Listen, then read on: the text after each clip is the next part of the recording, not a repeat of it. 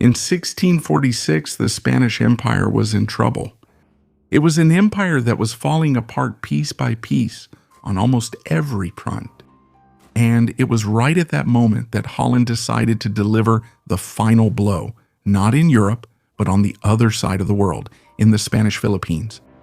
Almost 20 modern warships left the Dutch base in Batavia with a very clear mission: to take advantage of the crisis in the Spanish Empire and try to seize once and for all the last major stronghold in the Far East.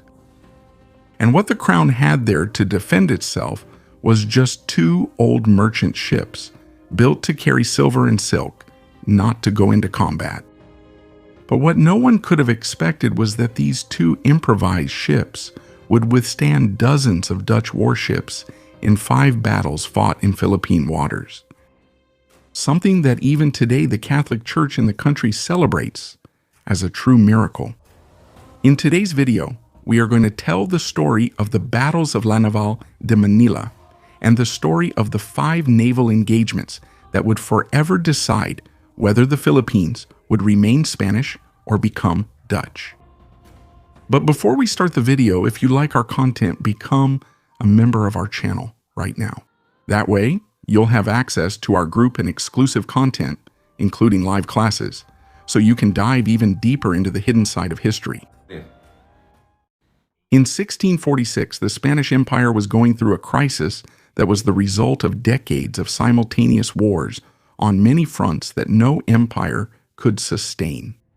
In Europe, Spain was simultaneously fighting the 30 Years' War in Germany and the 80 Years' War against the Netherlands, which was costing huge amounts of money. In the Mediterranean, in turn, it also regularly faced pirates and Ottomans. And in the North Sea, it was engaged in huge naval battles. In 1639, at the Battle of the Dunes, a Dutch fleet commanded by Admiral Martin Tromp destroyed dozens of ships from the last great Spanish oceanic armada, consolidating the end of Spanish dominance over the North Atlantic. And in 1640 came the other major blow, this time within the empire. Portugal declared its independence from the Iberian Union, and Catalonia entered into a major revolt. Thus, from then on, these regions that previously contributed financially to the ambitions of the empire would now become battlefields where Castile would have to fight. And meanwhile, in Asia, a new kind of adversary was rising. The Dutch East India Company, the VOC, which was the first major armed multinational corporation in history, had armies, fleets, and legal authority to declare war on its own. And the man behind the Dutch expansion in the region was Antonio van Diemen, the Governor-General of the company. It was he who, in 1638, launched the Dutch offensive against Portuguese Ceylon. And it was also he who, in 1641, took Malacca from the Portuguese and the following year expelled the Spanish from Formosa, present-day Taiwan. Van Diemen died in April 1645, but he had prepared the next step for his successor, Cornelis van der Linde, to carry out, to assemble a fleet, cut off reinforcements coming from Mexico, and finally, take the Philippines. For a long time, the Spanish Empire had the so-called Manila Galleon, which crossed the entire Pacific, bringing Asian products to the Viceroyalty of New Spain. Asian products coming from the Philippines, and also taking goods and silver from the Americas to the Philippines. The Dutch plan was precisely to put an end to all of this, taking for themselves the richest Spanish possessions in Asia. And the timing couldn't have been worse for the Philippines. Between 1633 and 1640, a series of volcanic eruptions struck the archipelago, causing widespread hunger. And to make matters worse, Manila was still facing a war against the Muslim sultanates in the south, led by Sultan Kudarat. In 1639, it had to suppress a revolt by the large Chinese community in the country, which cost tens of thousands of lives. And so, in 1644, when the new Governor-General Diego Falar do Chacon arrived, he found the Philippines practically without any naval force and also without enough money or soldiers. And the situation would get even worse in 1645. The Archbishop of Manila died of fever on his way to take office. And on November 30th, a devastating earthquake destroyed about 150 buildings in the capital. And 5 days later, a second tremor shook everything that was left. And it was literally amid the ruins of this city that the Dutch fleet would appear on the horizon. The Dutch squadron had 18 modern warships divided into 3 squadrons. One to incite the natives in the north against the Spanish, another to intercept the annual shipment of silver coming from Mexico, and a third as reinforcement. After the monsoon, the 3 would join into a single fleet to besiege Manila. And what the governor had to oppose this was just 2 merchant galleons, the Encarnacion, 800 tons, and the Rosario, 700 tons. Both had just arrived from Mexico and were built to transport silver and silk across the Pacific, not to engage in combat. Even so, the governor ordered them to be hastily converted into warships. And, according to reports from the time, all unnecessary cargo was removed, the decks were reinforced, wooden parapets were erected, and sandbags were placed to prevent boarding. The Encarnacion received 34 bronze cannons and about 200 men, and the Rosario, 30 cannons and a similar crew. The command was given to General Lorenzo Ugalde de Orellana, with Sebastian Lopez as admiral, and the crew, inspired by the Dominican friars on board, swore to fight under the protection of the Virgin of the Rosary, to whom they prayed day and night even during the battles themselves. But in practice, they were 2 cargo ships, praying as they faced 18 warships. The first battle took place on March 15 along Bolinao. 4 Dutch ships attacked the Spanish fleet for 5 hours. But interestingly, no Spaniards died. When the ship Encarnacion managed, with its shots, to hit the bow of the Dutch flagship, they decided to retreat to avoid defeat and return with many more ships. Thus in June, a second Dutch squadron, this time composed of 7 ships, surrounded the Spanish galleons in the port of Tikal. The Dutch intended to try to block the ships until they could intercept the galleon San Luis, which was coming from Mexico loaded with silver. Thus, for 31 days, the Dutch ships and the 2 Spanish ships faced each other without any decisive combat. The Dutch also tried, unsuccessfully, to take a strategic hill at the entrance of the port. However, with no sign of the galleon they were expecting from Mexico, they decided to head toward the capital, Manila, which was completely undefended and could be easily invaded. In fact, Manila was almost without cannons, since the ones it had were used on those 2 improvised ships to fight the Dutch. That's when the Spanish made the boldest decision of the campaign, to pursue the Dutch fleet on the open sea. They then caught up with them on July 28th between the islands of Banton and Marinduque. Before the battle, Orellana and Lopez made promises to the Virgin of the Rosary. Thus, the second battle began at dusk and lasted throughout the night until dawn. And when they reached the Dutch fleet, the 7 Dutch ships surrounded the Encarnacion, while the Rosario fired from outside the encirclement. 2 fire ships were even launched against the Spanish, but they were repelled by cannon fire.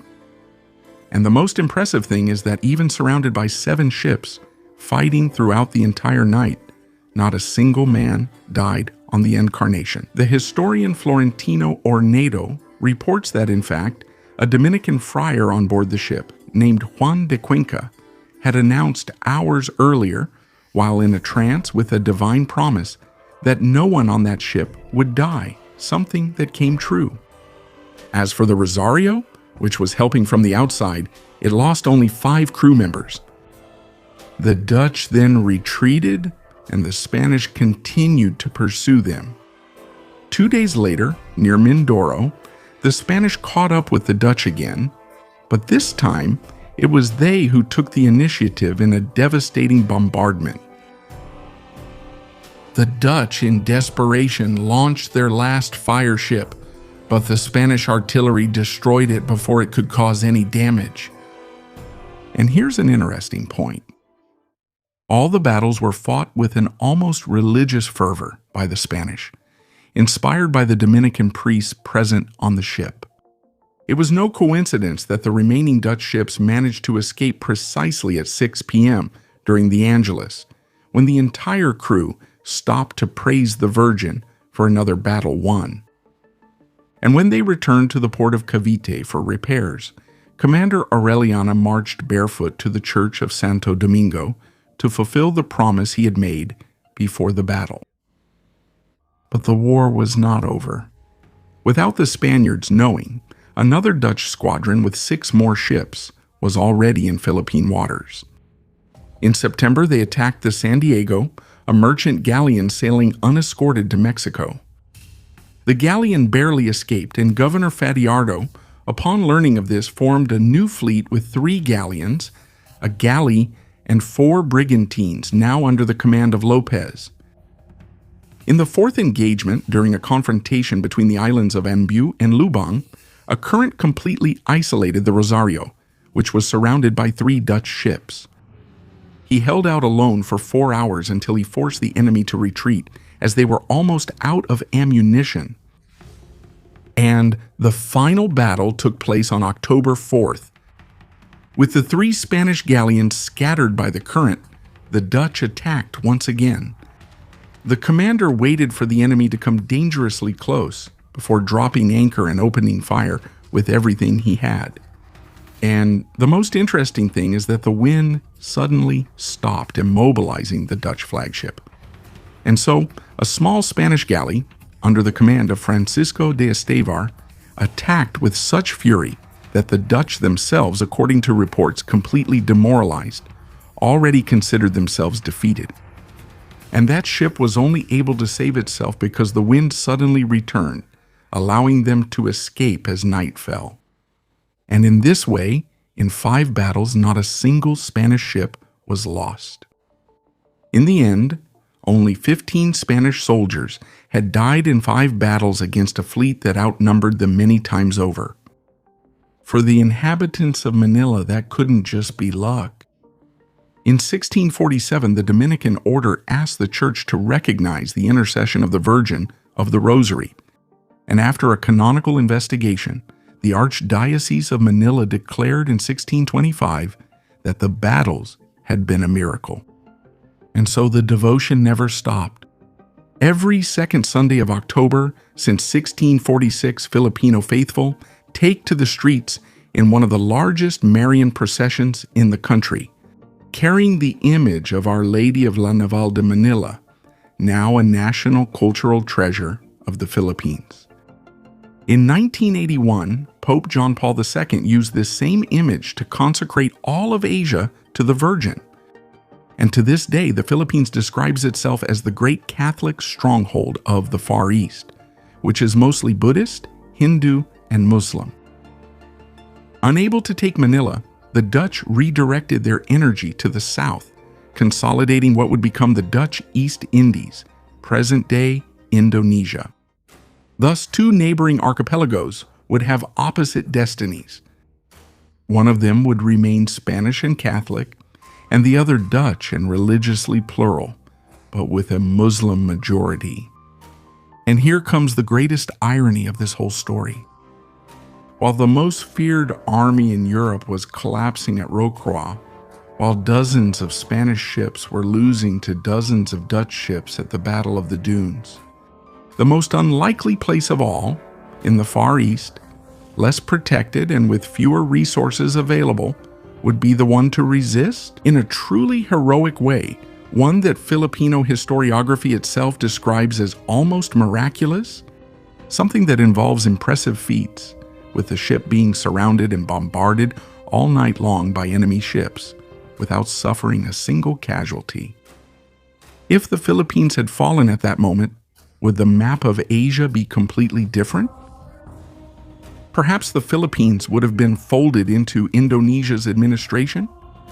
But thanks to this unlikely sequence of victories, the Philippines remained Spanish, becoming one of the most Catholic countries in the world, located in the Far East. And did you know the story of the Battle of Naval de Manila? Did you imagine that while the Spanish Empire was collapsing in Europe, these two warships were holding out alone in the Far East? What surprised you the most? So go ahead and leave your comment right now to support our work. And take the opportunity to become a member of the channel right now. That way, you'll be able to dive deeper and learn even more about the fascinating Iberian history.